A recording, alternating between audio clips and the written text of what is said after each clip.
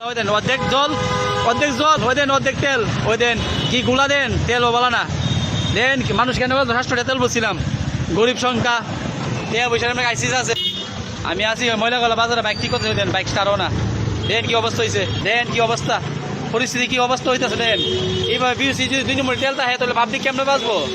এখন বাইক ঘোড়া চালানো খুব কষ্টকর ব্যাপার হয়ে দাঁড়াইছে। এই যে আমার বাইকটা দেখতেছেন, আমি কালকে আজকে 2 দিন ধরে খুব কষ্ট পাইতেছি বাইকটা নিয়ে। কালকে ট্যাঙ্কিটার ওয়াশ করে 2 লিটার তেল আমার পুরো জ্বলে গেছে গিয়া। আমি কালকে পুরো ট্যাঙ্কিটার এইভাবে খুললে ওয়াশ করে আমি আবার কালকে 1 লিটার তেল ঢুকাইয়া চালাইছি। সকালবেলা আমার বাইক আবার স্টার্টও না, তখন আবার তেলটা আমি বাইর করলাম, বাইর করে দেখলাম যে তেলটার মধ্যে জল মিক্স করা আছে। তো আমি আবার খুললে ওয়াশ করে আবার গেছি বিচের মধ্যে আজকে এখন গিয়া আমি আবার 1 লিটার তেল ঢুকাইছি। এই যে দেখেন আমার ট্যাঙ্কি ওয়াশ করার পরে 1 লিটার তেল ঢুকাইছি। এই যে দেখেন নিচের অংশটা গোলা দেখতেছেন নি, নিচের অংশটা দেখাও না হাতেটা। এই দেখেন কালকের, এটা হচ্ছে আমার কালকের তেল, এটার মধ্যে জল মিশলা আছে। এই দেখেন নিচের লেয়ারটা, এটা হচ্ছে আমার কালকের জলটা। হ্যাঁ কালকে ট্যাঙ্কিটুকু ওয়াশ করার পর আবার 1 লিটার জল ঢুকাইছি, সকালবেলা 1 লিটার তেল ফালাইছি। কিন্তু আজকে আবার অক্ষণ আমি 1 লিটার তেল ঢুকাই আনছি, আবার আমার বাইক স্টার্ট লইতেছে না, আবার জল, মানে পুরা মিলাবাদ। কি যে কমো এটির বিচার কে করব আমি বুঝতে পারতাছি না। এরকম যদি মানুষের লোকে, সাধারণ মানুষের লোকে যদি এরকম অন্যায় অবিচার করে। এটাই আজকে ত্রিপুরার রূঢ় বাস্তব।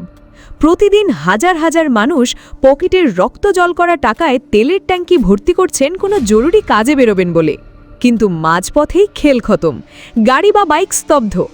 ধাক্কাতে ধাক্কাতে যখন মেকানিকের দোকানে নিয়ে যাচ্ছেন, তখন ট্যাঙ্কি খুলতেই বেরিয়ে আসছে এক ভয়ঙ্কর সত্য: পেট্রোল কম, জল বেশি। এটা কোনো বিচ্ছিন্ন ঘটনা নয়। মেকানিকদের দাবি, প্রতিদিন ডজনে ডজনে বাইক আসছে এই একই সমস্যা নিয়ে। তাদের দাবি, 20% ইথানল মিশ্রিত করার পর থেকেই এই সমস্যা হু হু করে বাড়ছে। বিশেষ করে 4-5 বছরের পুরনো গাড়ি বাইকগুলির ইঞ্জিন এই বিষাক্ত তেলের ধাক্কায় অকেজো হয়ে যাচ্ছে। কমছে মাইলেজ। একটা গাড়ি বা বাইক কেনার পেছনে জড়িয়ে থাকে সাধারণ মানুষের বছরের পর বছর সঞ্চয়, মাথার ঘাম পায়ে ফেলা পরিশ্রম। একদিকে ঘাড়ি চেপে বসে থাকা প্রতি মাসের ইএমআই এর তীব্র চাপ, আর অন্যদিকে সরকারের চাপিয়ে দেওয়া এই ভেজাল তেল। চড়া দাম দিয়ে মানুষ পেট্রোল কিনছেন নাকি নিজের শখের বাইক গাড়িটাকে চিরতরে ধ্বংস করার লাইসেন্স কিনছেন? এই জবাব কে দেবে? সাধারণ মানুষের এই চরম দুর্দশার মুখে দাঁড়িয়ে ইথানল কোম্পানির মালিকের মন্ত্রী বাবা অত্যন্ত নির্লজ্জের মতো বলছেন, প্রয়োজনে আপনারা 167 টাকা লিটার দরে পেট্রোল কিনুন। देखिए देश के लोगों, पेट्रोल का रेट क्या हो गया है देख लीजिए, देखिए ध्यान से देखिए, आंखें फाड़ के देखिए। 167 रुपया 35 पैसा हो गया है पेट्रोल का रेट, आपको पता भी नहीं चला।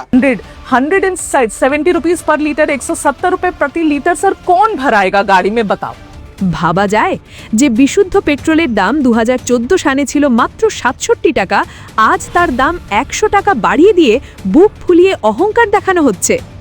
আসলে এই চরম ব্যর্থতা আর লুটপাটের সত্য লুকাতেই কি 105 টাকায় ইথানল মিশ্রিত ভেজাল পেট্রোল বাজারজাত করা হয়েছে? লক্ষ লক্ষ মানুষের শখের গাড়ির ইঞ্জিনকে তিলে তিলে মেরে ফেলে কোন পুঁজিপতিদের পকেট ভরানো হচ্ছে?